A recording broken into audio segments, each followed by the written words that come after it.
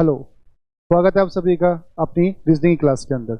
आज का अपन नया कंटेंट देखने चाहेंगे दोस्तों, और कंटेंट का नाम है क्रिटिकल रीजनिंग। जैसे ही इस टॉपिक का नाम जैसे आपने देखा क्रिटिकल है, तो कंटेंट बहुत ज़रा इंपॉर्टेंट है और ये कंटेंट आपका मेंस के एग्जाम में आने वाला कंटेंट होता है। ठीक है, कौन सा एग्जाम आएगा ये आपका? मेंस के एग्जाम में। और मेंस के एग्जाम चाहे वो पीओ का हो या फिर आपका कलर का एग्जाम हो, उन दोनों ही एग्जाम में इस कंटेंट का बहुत ज़रा कीमती रोल होता है, चाहे पीओ का हो चाहे आपका कलर का हो। ठीक है, आप बात करते हैं एसबी का, चाहे बात करते हैं आप आईबीपीएस का।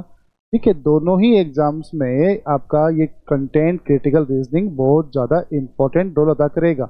वो इसलिए क्योंकि रिसेंटली अभी आपने देखा कि एसबी का जो एग्ज़ाम निकला है या फिर जो आपका आईबीपीएस का जो एग्ज़ाम निकला है, इन दोनों ही एग्ज़ाम के अंदर आपके इसमें 7 से 10 क्वेश्चन पूछा गया है। 7 से 10 क्वेश्चन पूछा गया, तो बड़ा इंपॉर्टेंट कंटेंट है जी आपके लिए, है ना।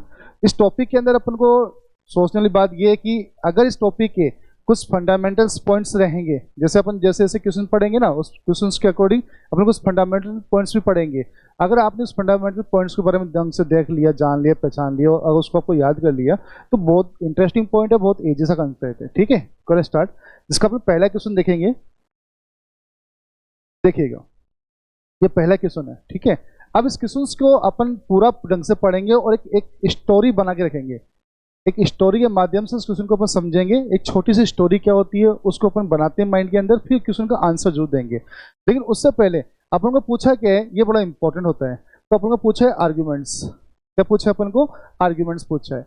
आर्ग्यूमेंट्स का मतलब होता है वाद विवाद करना, तर्क वितर्क करना। ठीक है, तो वाद विवाद या फिर तर्क वितर्क आपका पॉजिटिव और नेगेटिव दोनों ही केस में हो सकता है। पॉजिटिव भी हो सकता है एंड नेगेटिव भी हो सकता है। तो आर्ग्यूमेंट्स दोनों ही रूपरेखा में होती है, बस शर्त ये कि अपन को स्टेटमेंट्स को देखना पड़ेगा कि स्टेटमेंट्स क्या कह रहे हैं। ठीक है, करो स्टार्ट। देखिएगा क्वेश्चंस को दोनों रूप में डाल के रखा है, हिंदी और इंग्लिश आप लोग देख सकते हैं। डायरेक्शन बोल रहे हैं अपने को। ठीक है, स्टेटमेंट क्या कह रहे हैं अपने को? Former Indian skipper Sourav Ganguly has been formally elected as the 39th president of the board of control for cricket in India after a general body meeting in Wednesday 23 October. आपको ये कह रहा है कि पूर्व भारतीय कप्तान सौरव गांगुली को भारतीय क्रिकेट कंट्रोल बोर्ड के 39वें अध्यक्ष के रूप में बुधवार 23 अक्टूबर को आम सभा के बाद एक औपचारिक रूप से चुना गया। इसका मतलब क्या होता है? इसका मतलब देखो, एक इसकी छोटी सी अपनी स्टोरी बनाते हैं। स्टोरी ये कि सौरव गांगुली जो कि पहले एक भारतीय क्रिकेट टीम का खिलाड़ी भी रह चुका है और उसके बाद में उसका कप्तान भी उसको बनाया गया है। ठीक है, तो उनको एक भारतीय क्रिकेट बोर्ड कंट्रोल बोर्ड का अध्यक्ष बनाया गया। अब देखो सिंपल सी बात है, इसका अध्यक्ष बनाया गया है तो कुछ बेनिफिट्स तो अपन को मिलेंगे। तो अब आर्गुमेंट्स देखते हैं, क्या आर्गुमेंट्स है। बीसीसीआई अध्यक्ष के रूप में उनकी नियुक्ति राष्ट्रीय टीम को अत्यधिक लाभ प्रदान करेगी। क्या बोल रहे हैं कि उनकी जो उपस्थिति है वो राष्ट्रीय नेशनल टीम को अत्यधिक लाभ देगा, बेनिफिट्स मिलेगा उस चीज को। वह खिलाड़ियों की मांगों से अवगत है, वह खिलाड़ियों की मांगों से अवगत है और वह जानते हैं कि खिलाड़ियों के बीच में क्या चल रहा है। क्यों जानते हैं? क्योंकि वो पहले खुद एक क्या रह चुके हैं, भारतीय कप्तान रह चुके हैं। वो पहले खिलाड़ी के तौर पर खेल चुके हैं। ठीक है, उनके बीच क्या चल रहा है, यह टीम और व्यक्तिगत खिलाड़ियों के लिए एक अतिरिक्त लाभ भी होगा उनके लिए। तो ये बात बिल्कुल सही कह रहा है। ठीक है, तो यहाँ पर आपने देखा कि पहला आर्गुमेंट्स अपन क्या कर सकते हैं, एकदम करेक्ट कर सकते हैं। ठीक है, नेक्स्ट नेक्स्ट अपन देखते हैं। अगला नेक्स्ट क्या कहना चाह रहा है, उन्होंने एक लंबे समय तक देश का प्रतिनिधित्व किया। मतलब आफ्टर ए लॉन्ग टाइम उन्होंने अपने जो है कंट्री को रिप्रेजेंट भी किया है। आफ्टर ए लॉन्ग टाइम अपनी कंट्री को क्या किया है, रिप्रेजेंट भी किया है। He want to dominate Indian cricket and first as a player then captain he can bring about a lot of improvements as he knows the game inside and outside। तो ये कहना ये चाह रहा है क्वेश्चन कि भैया जो कप्तान है अपना वो देश का प्रतिनिधित्व किया है और पहले वो खिलाड़ी के रूप में था और फिर वो कप्तान के रूप में भारतीय क्रिकेट पर हमेशा डोमिनेंट रहे हैं। वह बहुत ज़्यादा सुधार ला सकते हैं क्योंकि वो खेल को अंदर से भी जानते हैं और वो खेल को बाहर से भी जानते हैं। तो आई थिंक मुझे लगता है कि ये आर्ग्यूमेंट्स भी आपका पूर्ण रूप से क्या होगा, सही होगा। तो आपका पहला आर्ग्यूमेंट्स भी स्टेटमेंट को जो है मजबूती प्रदान कर रहा था और आपका सेकंड आर्ग्यूमेंट्स भी आपको स्टेटमेंट को क्या कर रहे हैं, मजबूती प्रदान कर रहा है। तो ऑप्शन में कौन सा जाएगा? 5। ठीक है भैया, क्लियर है बिल्कुल। तो एक बात बता दूं मैं आपको, जैसे इसमें पूछा था आर्ग्यूमेंट्स, तो आर्ग्यूमेंट्स जो है ना वो आपको जैसे मैंने बताया कि आर्ग्यूमेंट्स स्टेटमेंट के वे पर डिपेंड भी करते हैं, ठीक है। अब कई बार जो है स्टेटमेंट का वे अगर पॉजिटिव आए तो आर्ग्यूमेंट्स पॉजिटिव भी आ जाता है, कई बार स्टेटमेंट का वे अगर नेगेटिव रहा तो आर्ग्यूमेंट्स आपका नेगेटिव भी आ सकता है। तो अपन को आर्ग्यूमेंट का मतलब ये हो गया कि अपन को स्टेटमेंट को मजबूती देना होता है, ठीक है। बात क्लियर, आगे चलते हैं। अगला देखो क्या कह रहा है statement. First, passing a bill is passing a bill is one easy thing to do. What is the important to make parents, particularly in rural areas, aware of the benefits of education and make them send their children to school? ये कह रहा है कि भैया bill pass करना एक आसान प्रक्रिया है, एक आसान काम है, लेकिन जरूरी है कि विशेष तौर पर ग्रामीण इलाके के माता पिता को, विशेष तौर पर ग्रामीण इलाके के माता पिता को शिक्षा के लाभों से अवगत करवाया जाए और उन्हें अपने बच्चों को स्कूल भेजने के लिए मनाए। ये आपका पहला स्टेटमेंट है। अच्छा, सेकंड स्टेटमेंट और पढ़िएगा क्या कहता है कि in the right to free and compulsory education bill will now generate 25% of place in private schools are reserve for the poor childrens. निःशुल्क और अनिवार्य शिक्षा विधेयक का अधिकार अब गारंटी देगा कि निजी स्कूलों में 25% स्थानों को गरीब बच्चों के लिए क्या किया जाए, उसके लिए एक आरक्षित किया जाए, ठीक है। तो दोनों स्टेटमेंट अपने पढ़े। पहला स्टेटमेंट भी वही बात कर रहा है, एजुकेशन पे बात कर रहा है, और सेकंड स्टेटमेंट भी आपका राइट टू एजुकेशन पे बात कर रहा है। क्लियर। अब दोनों ही स्टेटमेंट्स में आप लोगों को पूछा क्या है निष्कर्ष, या फिर जो भी है आप लोगों को देखना पड़ेगा ऑप्शन में क्या पूछे। Statement first is cause and second is its effect. कथन फर्स्ट आपका कारण, दूसरा आपका प्रभाव।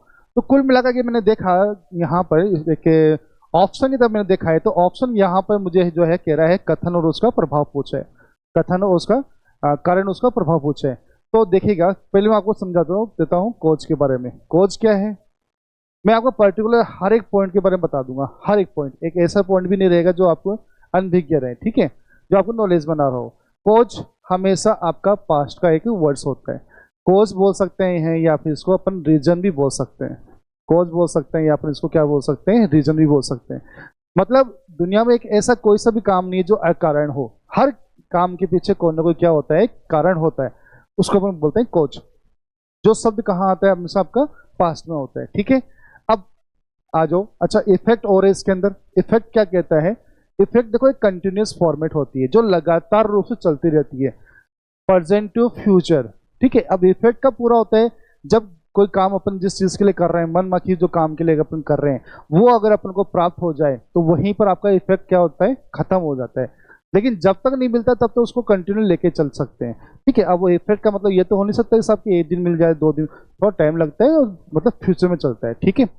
अब आ गया जो वापिस पढ़ते हैं। बिल पास करना एक आसान काम है, लेकिन जरूरी है माता पिता को विशेष रूप से ग्रामीण क्षेत्रों के शिक्षा के लाभों से अवगत कराए। तो यहाँ पे बात हो रही है जो शिक्षा मिल रही है उसके क्या बेनिफिट्स है, क्या लाभ है, उसके बारे में बात कर रहे हैं, ठीक है। नीचे कह रहा है कि भैया निःशुल्क और अनिवार्य शिक्षा विधेयक का अधिकार यह है कि अब गारंटी देगा कि निजी स्कूल को 25% स्थानों को गरीब बच्चों के लिए आरक्षित किया गया। आप मुझे इसे बताओ कि यहाँ पर अगर बच्चा पढ़ेगा तो उसको लाभ मिलेगा, ठीक है, लेकिन पढ़ेगा कब, जब 25% निजी स्कूल के अंदर भी मतलब उनको आरक्षण मिल रहा है। वो इसलिए मिल रहा है क्योंकि अगर ग्रामीण क्षेत्र, दूर दूर ग्रामीण क्षेत्रों के अंदर अगर आपको सरकारी स्कूल ना मिले तो शिक्षा का लाभ नहीं मिलेगा। सरकारी स्कूल अगर नहीं मिले तो आपको शिक्षा का लाभ जो है वो बिल्कुल नहीं मिलेगा। तो उसके लिए भी आपने बोला कि सब निजी स्कूलों में 25% का आप क्या कर सकते हैं, आरक्षण दे सकते हैं, ठीक है। अब मुझे इसी बताओ, इन दोनों के अंदर एक पॉइंट जुड़ा हुआ है और वो जुड़ा हुआ है एजुकेशन से। क्या जुड़ा हुआ है वो आपका एजुकेशन, दोनों पॉइंट्स एजुकेशन से रिलेटेड है। अब मुझे एक चीज बताओ कि क्या फर्स्ट कारण सेकंड उसका इफेक्ट डालेगा क्या, या फिर सेकंड कोज और फर्स्ट उसका इफेक्ट डालेगा क्या। मुझे इन दोनों में से कोज कुछ लग नहीं रहा है, दोनों के दोनों पॉइंट्स इफेक्ट है। अच्छा एक चीज बताओ, बिल पास करना क्या एक कोज हो सकता है, नहीं, ये एक इफेक्ट हो सकता है। क्या हो सकता है कि इफेक्ट हो सकता है। उसके बाद भी बोल रहे भाई 25% हम लोग आरक्षण दे रहे हैं, क्या ये कोज हो सकता है, नहीं, ये भी क्या हो सकता है, एक इफेक्ट हो सकता है। तो दोनों ही पॉइंट आपस में क्या है, इफेक्ट है, और दोनों ही पॉइंट्स का एक ही मोटो है और वो क्या है, एजुकेशन है। एजुकेशन इसका मतलब दोनों में रिलेशन है। अब जब दोनों में रिलेशन है तो वो जो आपका इफेक्ट है वो कौन सा निकलेगा, कॉमन केस निकलेगा।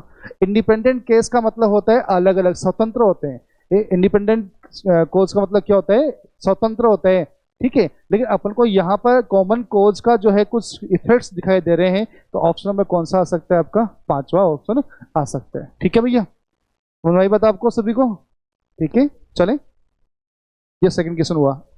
थर्ड क्वेश्चन, अच्छा एक बार फिर से आप देख सकते हो, एक बार निष्कर्ष अपने ऑप्शन के अंदर वही बोला है, फर्स्ट कथन कारण है और सेकंड कथन आपका उसका प्रभाव है। ठीक है, तो अपन चेक कर लेते हैं भैया क्या है क्या नहीं है। ओके डन, करें स्टार्ट। देखो क्या कह रहे हैं, UIDAI है ना, तो यहाँ बोल रहा है UIDAI ने एक अनिवार्य कर दिया, एक मैंडेटरी कर दिया उस चीज के लिए कि 1 जून 2018 से आधार प्रमाणीकरण करने वाली जो भी एजेंसी है उन आवेदकों से आधार वर्चुअल आईडी स्वीकार करनी पड़ेगी।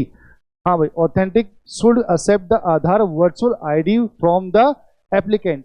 ठीक है, मतलब अब देखो ये क्या हो सकता है, क्या ये इफेक्ट हो सकता है या फिर कोज हो सकता है? अच्छा एक चीज बताओ, गवर्नमेंट ने 1 जून 2018 से यहाँ पर आधार को वर्चुअल आईडी स्वीकार करने के लिए बोल दिया एजेंसी को, डन।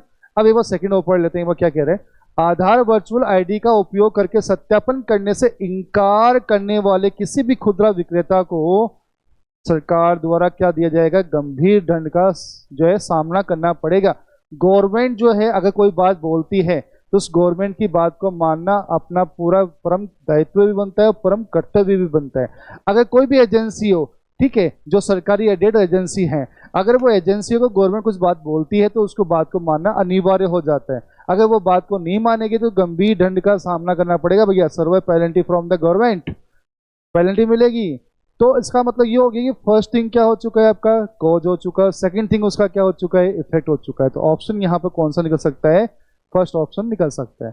क्लियर है, ठीक है, छोटे मोटे पॉइंट से आराम से उसको समझेंगे तो आराम से आंसर आ सकता है। ओके डन, चलिए आप आगे।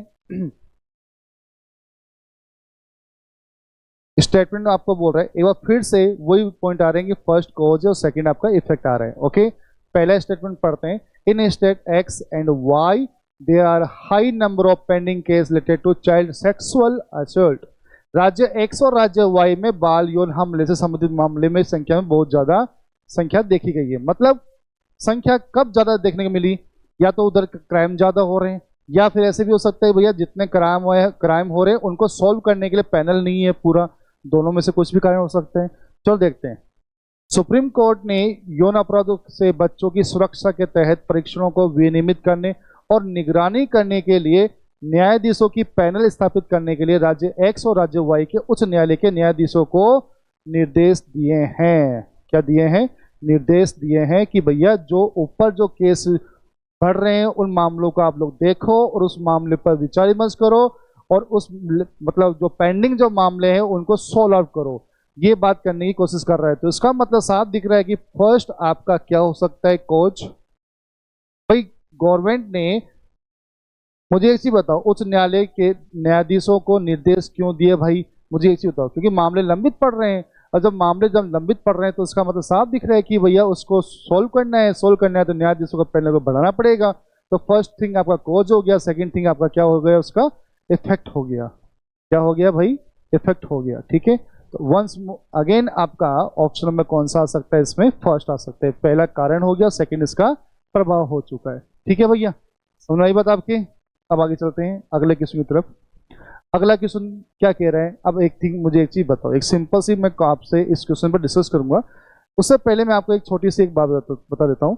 आपको यहाँ पर पूर्व धारणा पूछी है, अजम्पशन पूछा है। अजम्पशन क्या होता है थोड़ा सा मैं आपको बता देता हूँ। देखिएगा, अज्यूम करना किसी पॉइंट के बारे में, ठीक है, अज्यूम करना किसी पॉइंट के बारे में कि हाँ भाई अपन इन फ्यूचर ऐसा काम कर सकते हैं। ठीक है, तो अज्यूमशन आपका कहाँ आएगा भैया, सबसे पहले तो बता दूं मैं आपको, अजम्पशन कहाँ आएगा जी आपका, अजम्पशन आएगा आपका फ्यूचर में। कहाँ आएगा, फ्यूचर में। ठीक है, कहाँ आएगा, फ्यूचर में। अच्छा, किस वे में लेके आता है अजम्पशन हमेशा, वो ये आपका आता है स्टेटमेंट के वे पे डिपेंड करता है। स्टेटमेंट का वे मतलब बोल सकते हैं मैं डॉस, डिपेंड ऑन स्टेटमेंट। क्या बोल सकता हूं मैं, डिपेंड ऑन स्टेटमेंट। डॉस, डिपेंड ऑन स्टेटमेंट बोल सकता हूं। अगर स्टेटमेंट का वे पॉजिटिव है तो ये अजम्पशन आपका क्या आ सकता है, पॉजिटिव आएगा। चाहे हाँ एक चीज और, अजम्पशन बोल दो चाहे इमेजिनेशंस बोल दो, दोनों बातें एक ही है। ठीक है, चाहे अजम्पशन बोल दो चाहे इमेजिनेशंस बोल दो, दोनों बातें क्या है, एक ही है, ठीक है। अब वापस पॉइंट पाता हूँ, डिपेंड ऑन स्टेटमेंट का मतलब क्या हो गया, अगर स्टेटमेंट का वे पॉजिटिव रहा तो स्टेटमेंट आपका ये अजम्पशन एंड इमेजिनेशंस भी आपको कौन सा रहेगा, पॉजिटिव रहेगा। अगर स्टेटमेंट का वे नेगेटिव है तो अजम्पशन एंड आपका इमेजिनेशंस क्या रहेगी, आपकी नेगेटिव रहेगी, ठीक है। हाँ एक बात और, इसमें टाइम ड्यूरेशन, इसमें समय की बाध्यता होती है, टाइम ड्यूरेशन फिक्स होता है। एक मान लीजिए सपोज करिए कि आपने कोई एग्जाम, जैसे अभी आप लोग सीख रहे हो है ना, रीजनिंग को सीख रहे हो, आपने अभी रिसेंटली एक एग्जाम दिया, ठीक है। आपके घर वाले ने आपको बस एक ही चांस दिया, भाई तू देख रहे तेरे एक चांस के अंदर अगर हो जाए तो ठीक है, नहीं हो जाए तो ठीक है, आपको बता दिया गया, ठीक है। तो अब आपने स्टडी किया, अब हुआ ये कि आपका मेंस एग्जाम में आपके नंबर रह गए, एक कम रह गया। अब इतना नजदीक जाने के बाद में एक ही चांस के अंदर अपन इतना नजदीक जा रहे हैं तो अपन दूसरा चांस तो पक्का लेंगे, लेकिन उसके लिए पापा मम्मी राजी नहीं होंगे, तो अपन क्या करेंगे, उनसे एक बार चांस मांगने की कोशिश करेंगे कि पापा एक चांस और दीजिए, मुझे लगता है कि मैं इस बार पास हो सकता हूँ। तो जो आपको लग रहा है ना, वही आपका क्या है, अजम्पशन है, वही आपका क्या है, अजम्पशन है, वही आपकी क्या है, इमेजिनेशन है। अगर आपको लगे साहब कि मैं इस एग्जाम में पास हो सकता हूं, तो वो आपका टाइम ड्यूरेशन आपने उस चीज को क्या किया है, फिक्स किया है, तो वही आपकी इमेजिनेशन है, वही आपकी अजम्पशन हो गया। अगर मान लो सपोज करो कि उस टाइम ड्यूरेशन में काम नहीं होता तो भी सीधा कहाँ जाएगा, वो पॉसिबिलिटी में जाएगी, ठीक है भैया। अब आ गया जो, अब क्वेश्चन पर बात करते हैं, ठीक है। तो समझा मैंने दिया है क्या होता है क्या नहीं होता, ओके डन। चलिएगा देखो, हाँ जी, तो आपसे पूछा गया अजम्पशन, तो क्या कह रहे हैं, रक्षा खरीद के लिए सहायता के बाद भारत ने द्वीप निगरानी में अपनी निगरानी क्षमताओं को बढ़ाने में मदद करने के लिए सेशल्स को डोनियर समुद्री गश्ती विमान उपहार में दिया है। तो भारत द्वीप निगरानी में अपनी क्षमताओं को बढ़ाने के लिए सेशल्स को, द्वीप को एक अपना डोनियर गश्ती विमान उपहार में दिया है, ध्यान से सुनना, उपहार में दिया है। अब देखो सिंपल सी बात है भैया, इस आर्थिक दौर के अंदर कोई किसी का उपहार मतलब दे ही नहीं सकता, साथ दे ही नहीं सकता जब तक एक दूसरे को जरूरत ना हो। जरूरत रहेगी तो अपन उपहार देंगे, अपन उपहार ले भी सकते हैं, ठीक है। अब यहाँ पर साफ दिख रहा है कि भारत ने उपहार क्यों दिया, क्योंकि द्वीप में अपनी निगरानी क्षमताओं को बढ़ाने के लिए बोला है, सिंपल सा लॉजिक है। तो एक हाथ दे और दूसरा हाथ ले, वो वाला पॉइंट यहाँ पर बताना चाह रहा है, ठीक है। तो अपन को पूछा है अजम्पशन पूछे, देखते हैं पढ़ते हैं। पहला अजम्पशन क्या है, भारत सरकार दृढ़ प्रतिबद्ध है और दोनों देशों के बीच बहुमुखी सहयोग को आगे बढ़ाना और विस्तार करने में शामिल होना चाहता है। तो ये राइट, पूर्ण रूप से पूर्ण जो 100% ये पॉइंट क्या हो चुका है आपका, सही, क्योंकि भारत सरकार खुद चाहता है कि भैया दोनों देश आपस में क्या करें, सहायता प्रदान करें और बहुमुखी सहयोग दें, ठीक है। दूसरा, भारत सरकार अपने व्यापार और वाणिज्य को बढ़ाने के लिए सेशल के साथ अपने संबंधों को क्या कर रही है, मजबूत भी कर रही है। हो सकता है उसका अगला चरण व्यापार भी हो। अभी फिलहाल फर्स्ट चरण क्या है, फर्स्ट चरण भाई द्वीप में अपनी निगरानी क्षमताओं को बढ़ाने वाला पॉइंट है, लेकिन आगे जाकर के हो सकता है इन फ्यूचर एक प्रकार का अजम्पशन भी अपन बोल सकते हैं, पॉसिबिलिटी नहीं बोलेंगे, अजम्पशन बोलेंगे उस चीज को कि भैया कि व्यापार और वाणिज्य को बढ़ाने के लिए भी बोल सकते हैं। तो इसलिए दोनों ही ऑप्शन आपका क्या हो रहा है, सही हो रहा है। और जब दोनों ऑप्शन सही हो रहे हैं तो एक बार ऑप्शन जरूर चेक कर लेते हैं कि क्या बोलेगा, क्या कह रहे हैं। दोनों पूर्वधारणाएं फर्स्ट और सेकंड अंतर्निहित है, इसका मतलब आपका ऑप्शन नंबर कौन सा हो जाएगा, आपका ऑप्शन नंबर हो जाएगा आपका 5वां ई, ओके डन। चलिए अगला क्वेश्चन की तरफ चलते हैं। हाँ जी, अगला क्वेश्चन एक बार फिर से आपको अजम्पशन के बारे में पूछ रहे हैं। शिवानी को एसबी के प्रोबेशनल अधिकारी के रूप में नियुक्त किया गया, appointed as the probational officer in SBI and she has a probation period of 3 years, और उसकी परिवीक्षा अवधि जो है वो कितने साल की है, 3 साल की है। अच्छा बच्चों मुझे एक चीज बताओ, अभी फिलहाल आप जैसे अपनी अपनी क्लास ले रहे हैं, अपन पढ़ रहे हैं, ठीक है। अब आप पढ़ाई कर रहे हैं अपने से एप्लीकेशन के ऊपर, ठीक है। अब आप पढ़ाई कर रहे हैं, पढ़ाई करते समय अगर आप नौकरी लग जाते, जैसे आपने कोई एग्जाम दिया और आप लोग क्या लग गए, नौकरी लग गए, तो ऐसा तो है नहीं कि आप सीधा बैंक में जाकर कैशियर की पद पर संभाल सकते हैं, या फिर कोई पीओ बन गए तो आप सीधा जाकर के फाइल पर साइन करोगे, लोन अप्रूव कर दोगे, ऐसा कुछ है नहीं, क्योंकि अभी आपको काम आता ही नहीं है। क्यों इसलिए नहीं आता है, क्योंकि अभी आपने काम देखा ही नहीं उस चीज होगा, ठीक है। अब होता क्या है कि अगर आप नौकरी लगे तो आपका प्रोबेशन टाइम पीरियड पर भी बनता है। अब ये प्रोबेशन टाइम पीरियड जो है वो अलग अलग सीन होते हैं, अलग अलग बैंकों के अलग अलग सीन होते हैं, कोई 6 महीने, कोई 1 साल, कोई 2 साल, कोई 3 साल, इस प्रकार से। अब यहाँ अपन को 3 साल के लिए बोल दिया गया, ठीक है। तो अजम्पशन क्या हो सकते हैं कि किसी व्यक्ति का प्रदर्शन नियुक्ति के समय ज्ञात नहीं है। तो मैंने अभी आपको जस्ट कहा कि अगर आप नौकरी लग जाते हो तो प्रदर्शन आप नियुक्ति के समय आपको कुछ पता ही नहीं है। भाई कल को सपोज करो कि अगला आपको बोले कि हाँ भाई ये 500 की गड्डी है, उसका गिनो। अब कल को सपोज करो कि 98 रह गई, तो आप क्या 2 नोट जो है क्या करोगे उस 2 नोट का? आपके पास केस कम हो जाएगा। सिंपल सी बात है। अगर आपको काम आता नहीं है तो इसलिए आपको क्या देगा, आपको समय देगा, 6 महीने का प्रोबेशन टाइम देगा ताकि आप काम को सीखो।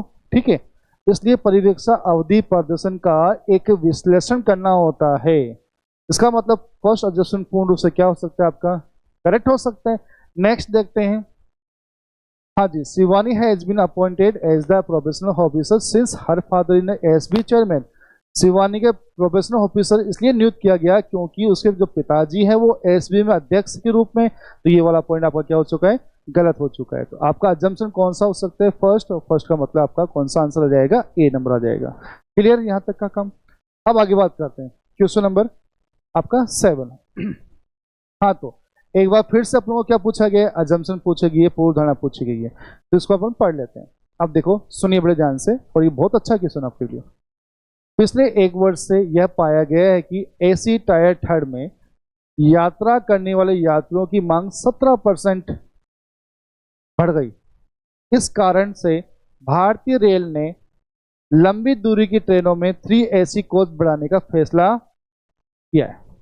अब मुझे एक चीज बताओ, सिंपल सी बात, यहाँ पर क्या कहना चाह रहा है? यहाँ पर यह बात कहना चाह रहा है कि पिछले साल के मुकाबले इस साल एसी टायर थर्ड में यात्रियों की संख्या बढ़ गई।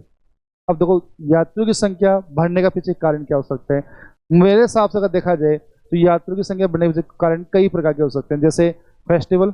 लेकिन फेस्टिवल के अंदर जनरल बोगी भी तो बढ़ सकती है। यहाँ पर टायर थर्ड एसी बढ़ रही है, तो वो भी मतलब मैं भी पॉसिबल उस चीज़ के लिए। लेकिन अपने पास जम्पशन ढूंढना है, पॉसिबल नहीं ढूंढना, ध्यान रखना इस बात का। तो और क्या हो सकता है? चलो कुछ देगा अगला अपने को, वहां से देखेंगे।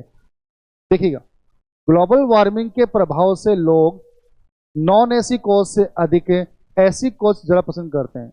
हाँ बिल्कुल, ये बात मैं बोल सकता हूँ इस चीज़ के लिए कि ग्लोबल वार्मिंग के प्रभाव से, जैसे अभी फिलहाल गर्मियाँ होती है तो गर्मियों में अपनी तेज़ गर्मी पड़ती है, तो अपनों को कहीं जाना वाना होता है तो हम सोचते हैं भाई एसी कोच में बैठ जाएं इस चीज़ के लिए, है ना। लेकिन ध्यान रखना कि मुझे यहाँ स्टेशन ए है और यहाँ स्टेशन बी है, ठीक है, और लगभग ए से बी तक जाने में मेरे पास में किराया लगता है 200 रुपये का। नॉन एसी है ना, नॉन एसी, और एसी का किराया लगभग 400 रुपये, दुगना मान लेते हैं अपन इस चीज़ का। अब मेरे पास में जेब में पूरे से 300 रुपये और बहुत गर्मी पड़ रही है, तो क्या मैं बताओ एसी में जा सकता हूँ? अब सिंपल सा आंसर, नहीं जा सकते, क्योंकि पैसे ही कम है अपने पास में।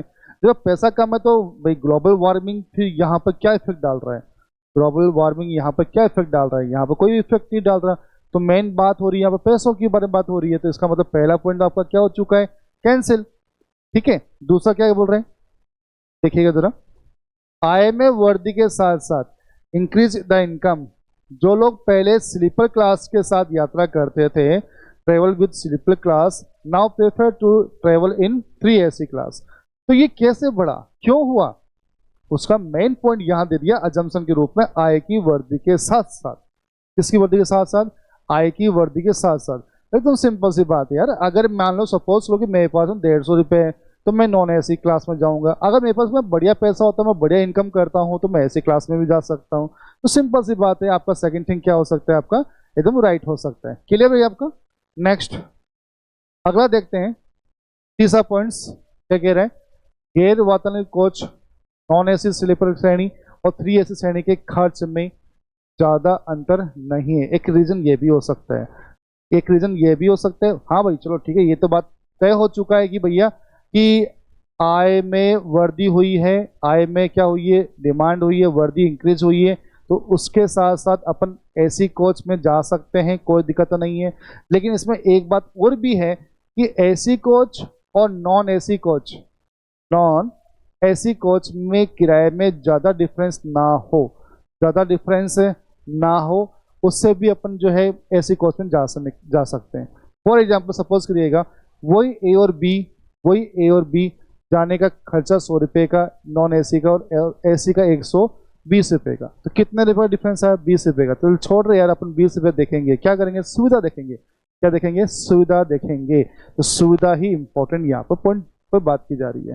तो आपका ऑप्शन नंबर थर्ड भी आपका क्या होगा, सही होगा। तो आपने देखा आपका ऑप्शन नंबर सेकंड और आपका ऑप्शन नंबर थर्ड ये तीनों ही अजम्पशन में जा रहा था, तो ऑप्शन कौन सा निकलेगा आपका, यहाँ पर फर्स्ट ऑप्शन निकल जाएगा। क्लियर भाई, यहाँ तक क्लियर एकदम। क्रिटिकल रीजनिंग में छोटी मोटी बातों का आपको पता होना बहुत ज़्यादा जरूरी है, तभी अपन पकड़ पाएंगे। आगे नेक्स्ट, और उससे भी बढ़िया एक छोटी सी अपन बात बताते हैं कि स्टोरी के रूप में, स्टोरी अगर आपने पकड़ ली ना तो अपना आंसर बहुत जल्दी दे सकते हैं, ठीक है, और एकदम करेक्ट दे सकते हैं। हाँ जी, आगे आ जाओ नेक्स्ट। तो यहाँ पर बोल रहा है relationship between two statements, okay. तो उसका मतलब अपन को पूछा क्या है, एक बार उसको देख लेते हैं। पूछा है यहाँ पे कॉज एंड उसका इफेक्ट, ओके भैया, कॉज एंड इफेक्ट पूछा है। आ जाओ भाई करते हैं, देखें। भौतिक भुगतान उपकरण की प्रकृति के कारण जांच प्रक्रिया एक मैनुअल और एक श्रम गहन प्रक्रिया है, जो सिस्टम के माध्यम से वाउचर को स्थानांतरित करके एक जटिल रसद और जनशक्ति की आवश्यकता ज़्यादा पड़ती है और देश के क्लियरिंग हाउस में उन्हें मैनुअल रूप से साफ करती है। तो यहाँ पे बात हो रही है भौतिक भुगतान उपकरण, जिसको हम बोल सकते हैं चेक। क्या बोल सकते हैं उसको, चेक। अब इसको मैं एक स्टोरी के माध्यम से थोड़ी सी आपको समझा देता हूँ क्या कहना चाह रही है, ठीक है। कर दूँ स्टार्ट। तो स्टोरी क्या होती है, जरा सुनिएगा। आजकल जैसे इलेक्ट्रॉनिक चेक होते हैं, लेकिन आज से लगभग 10-15 साल पहले, 20 साल पहले मैनुअल चेक हुआ करते थे, जब वहाँ पे अकाउंट नंबर मैनुअल भरते थे लोग बाग, बैंक कर्मचारी मैनुअल अकाउंट नंबर भरते थे, ठीक है। और जो जारी करता है, जो चेक जो जारी करता था उस समय, उसका जो नाम आज की तारीख में तो नाम भी आता है, एड्रेस भी आता है, और सॉरी एड्रेस का पिताजी नाम भी आता है, खुद का नाम भी आता है, ठीक है। कई बार फर्म का भी नाम आ जाता है। तो पहले क्या होता था कि मैनुअल चेक भरते थे, ठीक है, और उसमें नाम किसी का भी नहीं आता था। अब मान लो सपोज करो कि मैं जयपुर का बंदा हूँ, मैं जयपुर का बंदा हूँ, और मेरे पास में चेक आ रहा है दिल्ली का। कहाँ का, दिल्ली का चेक आ रहा है। मैं जयपुर का बंदा हूँ, मेरे पास चेक कहाँ का आ रहा है, दिल्ली का, ठीक है। मैंने अपने जयपुर ब्रांच में गया और वहां पर उसको जमा करवाया। तो अब सिंपल सी बात है, मैनुअल चेक है तो वो एकदम से तो जो है क्लियर होगा नहीं। तो कैसे क्लियर होगा, वहां पर ब्रांच का जो कर्मचारी है उस चेक को लेगा और उसको ड्राफ्ट बनाएगा। पहले वो देखेगा वो कहाँ का, दिल्ली का, अच्छा ड्राफ्ट बना दो। फिर पोस्ट ऑफिस का बंदा आएगा, उस ड्राफ्ट को लेगा, कलेक्ट करेगा, फिर ट्रांसपोर्ट के माध्यम से उसको दिल्ली भेजेगा। दिल्ली वाला जो ब्रांच है, जिस ब्रांच का वो चेक है, वहाँ वापस जाएगा। वहाँ से वो देखेगा कि हाँ भाई इसके अकाउंट में पूर्ण रूप से पैसा कितना है, कितना नहीं है, सफिशिएंट है या नहीं है। अगर सफिशिएंट रहा तो फिर वो वहाँ से उस चेक को क्लियर करेगा, हाँ भाई पैसा ट्रांसफर कर सकते हैं। वापस भी वो पोस्ट ऑफिस के माध्यम से, ट्रांसपोर्ट के माध्यम से वापस जयपुर आएगा, फिर वो ब्रांच में आएगा। इस पूरी प्रक्रिया में आपने देखा कि समय लगा, आपने देखा मेन पावर लगी, आपने देखा ज़्यादा मनी का यूज लिया गया है, ट्रांसपोर्ट का खर्चा, बंदों का खर्चा, तो आपने कई चीज़ देखी है, ठीक है। तो वही चीज़ यहाँ पर बता रहा है, जटिल रसद भी लगा है, मेन पावर भी लगी है, और शारीरिक श्रम भी हुआ है, और मैनुअल काम भी हुआ है। तो ये सारा काम एक चेक के पीछे हुआ है, एक चेक के पीछे, मैनुअल चेक के पीछे। ओके डन, तो ये बात आपने देखी। नेक्स्ट स्टेटमेंट क्या कह रहा है, सौभाग्य से बैंकिंग संस्थाओं ने इलेक्ट्रॉनिक चेक रूपांतरण प्रक्रिया का उपयोग करना शुरू कर दिया ताकि इलेक्ट्रॉनिक निपटारे की अनुमति मिल सके, और इस प्रकार सिस्टम से पेपर को समाप्त करने के लिए भुगतान प्रणाली के माध्यम से प्रवाह की पूरी प्रक्रिया को कम करने के कारण शारीरिक चेक की संख्या को कम किया जा सके। तो यहाँ पर सौभाग्य से बैंकिंग प्रणाली ने इस चीज को देखा और इस चीज को जांचा पड़ता, और ये देखा कि भाई साहब इसमें समय बहुत ज़्यादा लग रहा है, मेन पावर लग रही है, जटिल रसद लग रहा है, पैसा लग रहा है। तो इस चीज़ को रोकने का उपाय क्या है, इस चीज़ को रोकने का एक ही उपाय मिला उनको कि बैंकिंग संस्थान ने अपने इस प्रणाली में कुछ सिस्टम में सुधार किया। और सुधार क्या किया कि अब होम ब्रांच का बंदा जहाँ कहीं का भी चेक का हो, कहीं भी ब्रांच का चेक हो, यहाँ बैठा हो बंदा ऑल इंडिया चेक जो है, ऑल इंडिया मतलब प्रणाली को देख करके, और वहां पर उस चीज को असेस कर करके देख सकता है कि बंदे जो चेक जो जारी करता है उस बंदे के पास में पैसा है या नहीं है, साइन उसके हैं या नहीं है। सब चीज चेक करने के बाद में घंटा, 2 घंटा, 3 घंटे के अंदर उस चीज को क्या कर सकता है, क्लियरिंग कर सकता है, और पैसा जमा हो सकता है।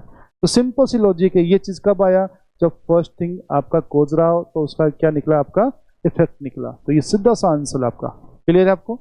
ठीक है, तो इसका आंसर में क्या मिलेगा अपन को? Statement number first, if statement first is the cause and statement number second is the effect. Clear भाई, यहां तक का काम आपका। चले अब आगे चलते। अगला क्वेश्चन क्या कहता है? हाँ जी, अगला क्वेश्चन वीक आर्गुमेंट्स पूछा है। अच्छा वीक पूछा, अच्छा स्ट्रॉन्ग एंड वीक आर्गुमेंट्स पूछा है अपन को। आर्गुमेंट्स एक बार फिर से आया है। इस बार अपन का आर्गुमेंट्स स्ट्रॉन्ग भी हो सकता है और वीक भी हो सकता है। देखते हैं कौन सा पॉइंट बोल रहे हैं। भारतीय स्टेट बैंक ने प्रधानमंत्री मोदी द्वारा शुभारंभ किए गए जन धन योजना की शुरुआत किसने की है? मोदी ने की है। ठीक है, प्रधानमंत्री मोदी ने की है, का स्वागत किया है और यह भी कहा है कि सरकार की महत्वाकांक्षी वित्तीय समावेशन अभियान को यह योजना क्या देगी? बढ़ावा देगी। तो यहाँ पर प्रधानमंत्री मोदी ने जो है जनधन योजना का जो मतलब योजना जो चालू की थी उसका जो है क्या कहते हैं स्वागत किया है किन्होंने? स्टेट बैंक ने। किन्होंने किया है? भारतीय स्टेट बैंक ने। तो वो आर्ग्यूमेंट्स क्या हो सकते हैं? Under the scheme the person वो will open a bank account will be get a debit card. अगर आप ओपन करते हैं उस स्कीम के माध्यम से तो आपको एक डेबिट कार्ड मिलेगा and the family will get 1 lakh rupees insurance cover to the tide over any unfortunate eventually. तो आपको डेबिट कार्ड मिल जाएगा और परिवार को किसी भी अप्रत्याशित घटना के चलते हुए परिवार के किसी भी मेंबर्स को 1 लाख का बीमा कवर भी किया जाएगा। ठीक है, तो क्या ये चीज पॉसिबल है? बिल्कुल है, आर्गुमेंट्स के रूप में हम बोल सकते हैं। ठीक है, done. Next, the prime minister said people in the country have mobile phones. इस कंट्री के जो पीपुल है वो मोबाइल फोन्स रखते हैं but do not have bank account, लेकिन उनका बैंक में अकाउंट नहीं है। क्या ये सही होने से क्या एसबी इस योजना का स्वागत करेगा? नहीं। तो ये आर्गुमेंट से कहते ही क्या है? बिल्कुल गलत है। तो आपका जो ऑप्शन निकलेगा वो क्या निकलेगा? First arguments is strong. Option number आपका फर्स्ट। क्लियर भाई आपका? चलिए अब आगे। ठीक है ना, तो एकदम सिंपल से क्वेश्चन को अपन बना रहे हैं, स्टोरी बेस्ड बनाने की कोशिश कर रहे हैं। अब देखिएगा अगला क्वेश्चन यहाँ पे एक है, पहले इस क्वेश्चन को पढ़ते हैं फिर देखते हैं। तो स्टेटमेंट क्या कह रहे हैं? अजीत जोगी के छत्तीसगढ़ में एक राजनीतिक दल के गठन के निर्णय से, तो छत्तीसगढ़ के अंदर अजीत जोगी ने अपने एक राजनीतिक दल का गठन किया। कांग्रेस में हल्की फुल्की घबराहट नहीं हुई, क्योंकि उनकी प्रतिष्ठा एक लंबे समय तक एक बादल के नीचे। यहाँ पर जो बादल है वो एक कंपेन हो सकता है, कंपेन का नाम हो सकता है यहाँ पर कांग्रेस। एक कंपेन है यहाँ पर, बादल का मतलब यहाँ पर। ठीक है, तो कांग्रेस के बारे में यहाँ पर बात हो रही है, बादल उनके नीचे रही है और वस्तुओं की कांग्रेस की योजना से उनके महत्व में भी गिरावट आई है। तो एक छोटी सी यहाँ पे एक स्टोरी में आपको बना के बताता हूँ कि क्या ना क्या चाहता है। ठीक है, हाँ जी। जब भी छत्तीसगढ़ जब राज्य बना था तो छत्तीसगढ़ में जब भी चुनाव हुए थे तो कांग्रेस की सरकार आई थी। अब जब कांग्रेस की सरकार आई थी उस समय अजीत जोगी को वहां का मुख्यमंत्री बनाया गया। अजीत जोगी को वहां का क्या बनाया गया? मुख्यमंत्री बनाया गया। किसको? अजीत जोगी को। ठीक है, क्लियर। अब हुआ क्या कि साहब कि यहाँ पे कि पहले मुख्यमंत्री बने और 2003 में राज्य को भाजपा से हार गए। अब 2003 में, अब 2000 में गठन हुआ, मुख्यमंत्री बने, अगेन वापस चुनाव हुए 2003 के अंदर विधानसभा का। उस समय वो अपने मतलब बीजेपी से हार गए। अब मुझे एक चीज बताओ, जब हार गए तो हार का ठीक रहा तो सिंपल सी बात है मुख्यमंत्री पर ठीक फुटेगा। अब इतना होते ही क्या हुआ, हार उनसे पची नहीं पची तो उन्होंने क्या बोल दिया, हाँ भाई हम तो कांग्रेस छोड़ रहे हैं, अब हम एक नई राजनीतिक दल बनाए रहे हैं। अब मुझे एक चीज बताओ, इतने दिन अजीत जोगी जो है वो किसके साथ काम कर रहे हैं? वो कांग्रेस के साथ में काम कर रहे थे। किसके साथ काम कर रहे थे? पॉलिटिकल पार्टी कांग्रेस पार्टी के साथ में काम कर रहे थे। तो उनकी जो भी छवि बनी थी वो किसके माध्यम से बनी थी? कांग्रेस के माध्यम से बनी थी। जब वो जा रहे हैं तो कांग्रेस के अंदर जीता हुआ मेंबर जा रहा है तो कांग्रेस में हल्की फुल्की घबराहट नहीं होगी, अरे बहुत बड़ी घबराहट होगी। छोटी मोटी बात नहीं है, बहुत बड़ी बात है। जीता हुआ बंदा, पहला जो मुख्यमंत्री बना वो बंदा आज कांग्रेस छोड़ के जा रहा है, इसका मतलब छोटी बात तो बिल्कुल कतई नहीं है। तो ये बहुत बड़ी बात हो रही है अपनी पास में। ठीक है, तो 2000 में छत्तीसगढ़ के गठन के बाद, इससे पहले मुख्यमंत्री बने वो, और 2003 को राज्य भाजपा से हार गए, इसका गठन भी किया गया। ठीक है, इस बीच विवादों की कड़ी में उसका बचाव करने की कोशिश में कांग्रेस ने राजनीतिक पूंजी को एक अत्यधिक राशि में को व्यर्थ में नष्ट कर दिया। अब सिंपल सी बात है, कांग्रेस का कोई बड़ा नेता अगर कहीं पर जा रहा है, दल छोड़ के जा रहा है, कोई नया दल बना रहा है, तो कांग्रेस के जो बड़े जो नेता हैं, बड़े जो नेता लोग हैं, वो क्या करेंगे, इनको मनाने की कोशिश करेंगे। अब मनाया किस किस रूप से जा सकता है, मनाया जा सकता है भैया कि हाँ भाई अपन चलो ठीक है, आपको एक पद दे देंगे, आपको कुछ राशि दे देंगे, आपका वो ये कर देंगे, आपका वो कर देंगे, तो उस चीज़ को मनाने की कोशिश करते हैं। अब कोई बंदा मानता ही नहीं उस चीज़ के लिए, हाँ अगर मान जाए तो जो राशि अपन ने जो खर्च की उस बंदे को मनाने में, वो बिल्कुल सही सलामत काम कर गई। और अगर वो बंदा मानता ही नहीं है, इसका मतलब वो जो राशि है वो क्या हो चुकी है, नष्ट हो चुकी है, और राशि के साथ साथ अपना कीमती टाइम, अपना कीमती समय भी क्या हो चुका है, एकदम नष्ट हो चुका है। वो इसलिए क्योंकि राजनीतिक दल कब का गठन कब किया जाता है, जब आसपास कोई चुनाव हो, आसपास जब चुनाव हो, 1-2 साल बाद में कुछ चुनाव हो। अब मुझे एक चीज बताओ, जब कोई राजनीतिक दल गठन करेगा तो उस केस में कोई भी पार्टी से अगर कोई निकलेगा कोई बंदा, तो बड़े जो नेता हैं, बड़े जो नेता लोग हैं, वो उस पार्टी के जो निकल रहा है उस पार्टी के मेन मेंबर्स को पकड़ने की कोशिश करेगा। और जब उस चीज को पकड़ने की जो कोशिश करता है, उसको हम बोलते हैं यहाँ पे कैच 22। और कैच 22 एक कांग्रेस की थीम है, कांग्रेस की एक थीम है कि भैया कि जो बंदा जीता हुआ है और वो अगर किसी दूसरी पार्टी में जा रहा है या फिर कोई नई पार्टी बना रहा है, तो उसको पकड़ो, उसको मनाओ और कांग्रेस में रखो, क्योंकि वो जीता हुआ कैंडिडेट है। क्या है वो, जीता हुआ कैंडिडेट है। ठीक है, तो चलो ये अपने एक स्टोरी के रूप में इसको पढ़ा। अब अपने पास में पूछा है निष्कर्ष, कंक्लूजन पूछा है। अब नया चीज है कंक्लूजन। कंक्लूजन मतलब होता है स्टेटमेंट की कॉपी करना। 1% टू 99%, 1% टू 99% स्टेटमेंट की कॉपी करना एज ए निष्कर्ष कहलाता है। ठीक है, अब ये डिपेंड ऑन स्टेटमेंट की थीम पर काम करता है। अगर स्टेटमेंट का वे पॉजिटिव है तो आपका कंक्लूजन कौन सा निकलेगा, पॉजिटिव। और अगर स्टेटमेंट का वे नेगेटिव तो आपका कंक्लूजन कौन सा निकलेगा, नेगेटिव निकलेगा। Okay done. तो कांग्रेस एक पकड़ 22, मैंने अभी कहा ना, Congress is in A catch 22 situation. इसे पार्टी को पुनर्जीवित करने के लिए राज्यों के सक्षम नेताओं को बढ़ावा देने की आवश्यकता है। अब सपोज करिएगा अगर एक बंदा अगर निकल के जा रहा है, तो फिर मतलब क्या रहा भी कांग्रेस पार्टी का।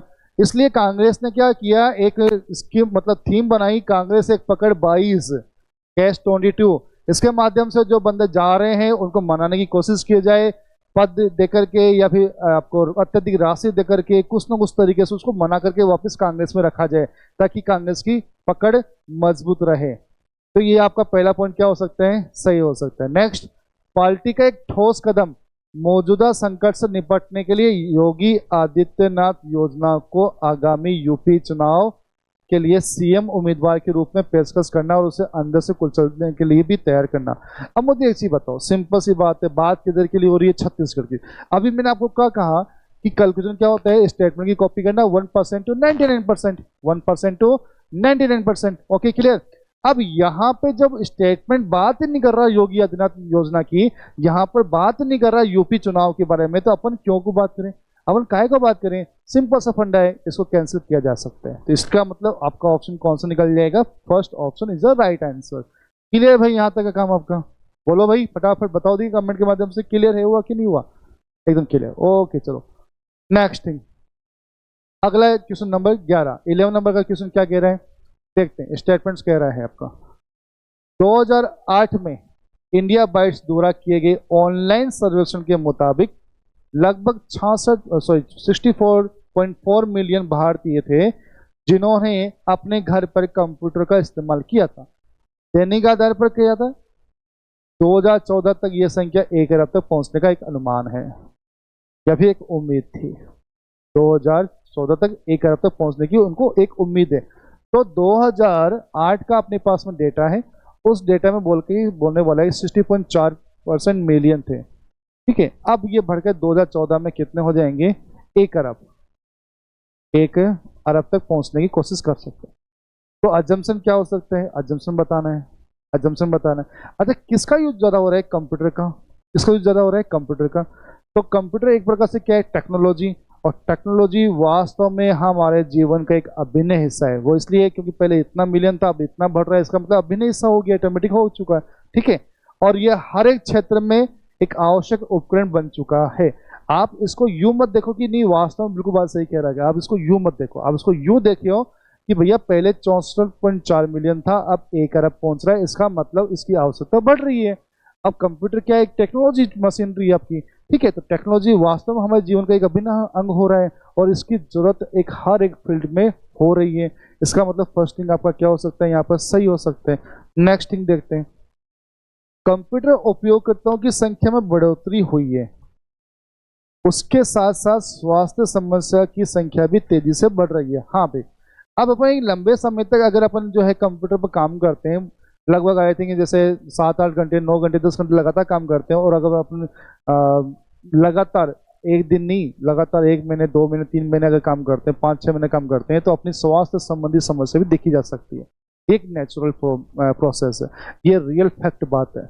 लेकिन स्टेटमेंट ने कहीं पर भी ऐसी कोई बातें नहीं बोली गई है। स्टेटमेंट आपके सामने है, स्टेटमेंट साफ बोल रहा है टेक्नोलॉजी का जो उपयोग हो रहा है, पहले इतना हो रहा था, अब इतना होगा, एक उम्मीद जताई गई है। इसका मतलब यहाँ पर स्वास्थ्य संबंधी के बारे में कोई बातें नहीं बोली गई। नहीं बोली गई तो अपन क्यों बात बोले भैया? इसका मतलब सेकंड थिंग क्या हो चुका है आपका? पूर्ण रूप से कैंसिल हो चुका है। क्लियर आपका? तो आपका ये आंसर हो चुका है कौन सा? फर्स्ट थिंग हो जाएगा। तो इसका मतलब आपका अजम्पशन पहला आपका क्या हो सकता है? इम्प्लीमेंट हो सकता है। क्लियर आपका? ठीक है, चले आगे। नेक्स्ट अगले क्वेश्चन की बात करते हैं। अगला क्वेश्चन नंबर 12। हाँ जी भाई, leading higher education institute will adopt village, carry out field activities and come up with a development solution with new schools. It could be implemented by state authorities under a unique, चलो ठीक है, अग्रणी उच्च शिक्षा संस्थान गांवों को गोद लेंगे और क्षेत्र की गतिविधि चलाएंगे और नए स्कूलों के साथ विकास का समाधान भी लेके आएंगे। मतलब गांव के स्कूल को गोद ले रहे हैं कि अग्रणी उच्च शिक्षा लोग। इससे केंद्र सरकार द्वारा योजनाबद्ध तरीके से एक अनूठी पहल के तहत राज्य के अधिकारी द्वारा इस चीज को लागू किया जा सकता है। मतलब इसकी एक स्टोरी बताता हूँ। एक छोटा सा गांव है जिसमें इतनी स्कूल शिक्षा डेवलप नहीं हो पाई है, तो इस सिटीज के एक अग्रणी संस्था ने क्या किया? उस गांव को गोद में ले लिया। बोला गया कि इसका विकास डेवलपमेंट हम लोग करेंगे भैया। ठीक है, और किसकी सहायता से? गवर्नमेंट की सहायता से। गवर्नमेंट ने भी उनका सहयोग दिया और एक योजनाबद्ध तरीके से एक अनूठी पहल को राज्य के अधिकारी द्वारा उसको लागू करने की पेशकश की है। Okay done. तो इसका इफेक्ट क्या हो सकता है? इसका इफेक्ट क्या हो सकता है? तो पहला देखिए ये कि उसकी में उस गांव के अंदर उसकी लिटरेसी लेवल्स जो रहेगा विलेज के अंदर में इम्प्रूवमेंट इन द कंट्री, देश में गांवों का साक्षरता स्तर सुधर सकता है। बिल्कुल सुधर सकता है भाई। एक देश के एक अग्रणी संस्थान अगर उस चीज को देख रही है तो बिल्कुल ये चीज पॉसिबल है, ये चीज अजम्पशन में रूप में लेके आ सकती है। नेक्स्ट, सरकार की योजना सफलतापूर्वक लागू किया जा सकता है। अब मुझे एक चीज बताओ, देखो यहाँ पर क्या बोल रहा है कि लागू किया जा सकता है। अब यहाँ पर लागू सफलतापूर्वक होगा या फिर ये योजना पूरी लागू नहीं हो पाएगी, इसके बारे में नहीं बोल सकता क्योंकि ये फ्यूचर हो गया और फ्यूचर में पॉसिबिलिटी गई वो चीज। ठीक है, इसमें अपने पास में बोल रहा है कि सरकार की योजना सफलतापूर्वक। देखो इस बात ये है कि स्टेटमेंट में कहीं भी ऐसा शब्द का यूज नहीं लिया कि उसको सफलतापूर्वक लागू करेंगे या फिर नहीं कर सकते। अगला बोल रहे हैं हाँ भाई अधिकार द्वारा लागू किया जाएगा उस चीज के लिए, तो सफल हुआ या नहीं हुआ इसके बारे में नहीं बोल सकते। इसका मतलब सेकंड थिंग आपका क्या हो चुका? गलत। नेक्स्ट थिंग, इस अमल से कोई सुधार नहीं होगा। यह बात तो पूर्ण रूप से क्या हो गया? नेग्लेक्ट हो गया क्योंकि स्टेटमेंट का वे कौन सा है? पॉजिटिव है। Next, there will be improvement in the statement standard of poverty level, गरीबी का स्तर के मानक में सुधार होगा। अरे सुधार किस में होना है? एजुकेशन में होना है। क्या गरीबी का अंदर सुधार होगा क्या? यहाँ पर नहीं बोल सकते, इसलिए ये ऑप्शन भी क्या हो चुका? कैंसिल। तो आपका ऑप्शन कौन सा आएगा? फिर से 1 नंबर ऑप्शन आ जाएगा। क्लियर भाई बात यहाँ तक? क्लियर भाई यहाँ तक बात? ओके, चलते हैं आगे। अगला another question 13 number students statements अपने पास में है। ठीक है, चलो। New target plan of Reliance Jio fibre. Reliance Jio fibre connection की एक नई लक्ष्य योजना 5 सितंबर को वो क्या कर रही है, लॉन्च कर रही है, शुरू कर रही है 5 सितंबर को, ठीक है। And they are ready to give 100 Mbps speed. वो शुरू हो गई और 700 से 10,000 रुपये तक की मासिक या वार्षिक योजना में अपने सभी ग्राहकों को 100 Mbps की गति देने के लिए बिल्कुल क्या हो रहा है, तैयार हो रहा है। तो रिलायंस जियो फाइबर एक कनेक्शन एक योजना बना रहा है जिसमें 700 रुपये से लेकर 10,000 रुपये तक की मासिक या फिर वार्षिक एक राशि देने के बाद में 100 Mbps की स्पीड देने को बिल्कुल क्या हो रहा है, वो तैयार हो रहा है। तो कौन सा उसका इफेक्ट मिलेगा इस पॉइंट के माध्यम से, तो पहले इफेक्ट देखते हैं। इस क्षेत्र की अन्य कंपनी, अरे इफेक्ट पूछा है या कंपेयर पूछा है, केस कैंसिल। पहला वाला केस क्या हो चुका आपका, कैंसिल। इंटरनेट की क्रांति आगे कदम बढ़ाती है और रिलायंस ग्राहक उन्नयन का आनंद ले सकते हैं। अरे 100 Mbps की स्पीड दे रहा है, तो 100 Mbps जब भी स्पीड देगा तो रिलायंस ग्राहक क्या लेंगे, उसका आनंद लेंगे और अपने कदम को क्या करेंगे, आगे की तरफ बढ़ाएंगे। तो ये थिंग आपका सही हो सकता है। आगे देखते हैं। अन्य डेटा कंपनी, ये भी क्या हो चुका, केस कैंसिल। बेहतर भविष्य के लिए भारत के सभी नेटवर्क रिलायंस के हाथ में होने चाहिए, ये बात नहीं बोल सकते, ये बात स्टेटमेंट में कहीं भी नहीं बोल कर रहने वाला। तो आपका ऑप्शन में क्या हो सकता है, चौथा भी कैंसिल। तो आपका कौन सा ऑप्शन आंसर आया, सेकंड नंबर आपका आंसर आया। क्लियर भाई, ठीक है। तो क्रिटिकल क्वेश्चंस को क्या मैं आपको समझा पा रहा हूँ ढंग से, आप जरा कमेंट बॉक्स में अपना रिव्यू जरूर दे सकते हैं। नेक्स्ट 14 नंबर क्वेश्चन क्या कह रहे हैं, अब जरा इसके बारे में समझिए। जम्मू एंड कश्मीर के राज्यपाल सत्यपाल मलिक ने एक नई दिल्ली में जम्मू कश्मीर हाउस में प्रामाणिक जम्मू कश्मीर हस्तशिल्प, हथकरघा, रेशम, कृषि आधारित उत्पादों की एक रिटेल शोरूम और प्रामाणिक कश्मीरी भोजन परोसने वाली रेस्टोरेंट जम्मू एंड कश्मीर बाजार का उद्घाटन किया है। तो जम्मू एंड कश्मीर के जो जो फेमस है, क्या क्या, हस्तशिल्प, हथकरघा, रेशम, कृषि आधारित उत्पाद और कश्मीरी भोजन, उस चीज को दिल्ली के अंदर ओपनिंग करवाई गई है सत्यपाल मलिक ने, ठीक है। उद्घाटन किया है दिल्ली में। कहाँ कहाँ किया भैया, दिल्ली में किया है। ओके डन, पढ़ लो आप इस पर आराम से, ठीक है। चलो ठीक है। तो अजम्पशन क्या हो सकते हैं, अरे तो ये क्या, ये जो चीज बताई गई है वो दिल्ली में क्यों करवाई गई है, उसके पीछे अजम्पशन क्या हो सकता है। जम्मू कश्मीर का हथकरघा, हस्तशिल्प, भोजन, कृषि आधारित उपकरण, ये दिल्ली में क्या करेंगे, देखते नहीं कि क्या बोल रहे हैं। अजम्पशन क्या हो सकता है, नवनिर्मित शोरूम कश्मीरी हस्तकला को संजोने वाले लोगों को पूरा करेगा। मतलब नवनिर्मित जो शोरूम होगा वो कश्मीरी हस्तकला को संजोने वाले लोगों को पूरा करेगा और पारंपरिक जो लोग हैं, जो कश्मीरी जो लोग हैं, उनको भोजन का आनंद लेंगे जो अब दिल्ली के दिल में उपलब्ध है। मतलब जम्मू कश्मीर के कुछ लोग किसी काम के चलते हुए किसी कारणवश दिल्ली के अंदर उपस्थित हैं या दिल्ली में रह रहे हैं, अब वो जम्मू कश्मीर के हैं। तो जम्मू कश्मीर जो फेमस जो चीज़ है, पारंपरिक जो भोजन है या फिर हस्तकला है, उनको अब दिल्ली में मिलेगा। तो सिंपल सी बात है, इसलिए उस जो है मतलब उस जम्मू एंड कश्मीर बाजार का उद्घाटन किया गया था कि अब वो लोग जो जम्मू कश्मीर में नहीं जा सकते, उनके लिए दिल्ली के अंदर जम्मू कश्मीर होटल में आप भोजन भी ले सकते हैं। एक छत के नीचे आप हस्तशिल्प कला का, हथकरघा का, रेशम का, कृषि आधारित उपकरण का यूज भी ले सकते हैं, ठीक है, खरीद भी सकते हैं, उसके लिए बात कर रहे हैं।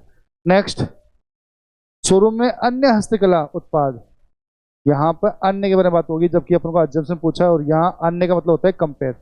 अन्य का मतलब क्या हो गया, कंपेयर। अन्य चीज जैसे कोई राजस्थान की, कोई बिहार की, कोई उड़ीसा की, इस प्रकार से, ठीक है।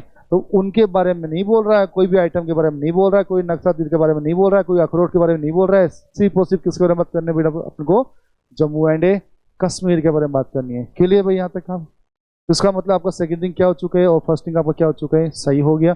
इसका आंसर में क्या लगाएंगे भाई, इसके आंसर में लगाएंगे only assumption first, only assumption first, ठीक है।